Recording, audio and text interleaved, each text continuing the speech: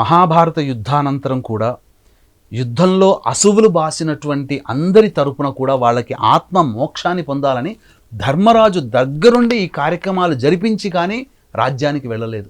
ఈ విషయం భారతంలో చదివితే తెలుస్తుంది, సినిమా చూస్తే తెలియదు. ఆయన చనిపోయిన వాళ్ళకందరికీ ఉత్తరక్రియలు చేశాడు. కర్ణుడు కూడా మళ్ళీ వచ్చి ఉత్తరక్రియలు చేసి తన వాళ్ళకందరికీ కూడాను అన్న సంతర్పణ చేసి వెళ్ళాడు. కాబట్టే భాద్రపద మాసంలో పితృపక్షాలు ఆయన పెట్టిన భిక్ష, అది అంతకుముందు లేవు. ఇలా చెప్పుకుంటూ పోతే శాస్త్రంలో చాలా మెలికలు ఉంటాయి ఈ దీనికి సంబంధించి. కాబట్టి ఇలాంటి దుర్ఘటనలు ఉన్నాయి అంటే మన దాకా రాకూడదు అని అనుకున్నప్పుడు ఖచ్చితంగా ఈ పితృదోషాలు ఉన్నాయో లేదో చూసుకోవాలి. ఫ్యామిలీలో ఖచ్చితంగా దేవతారాధన చేయాలి.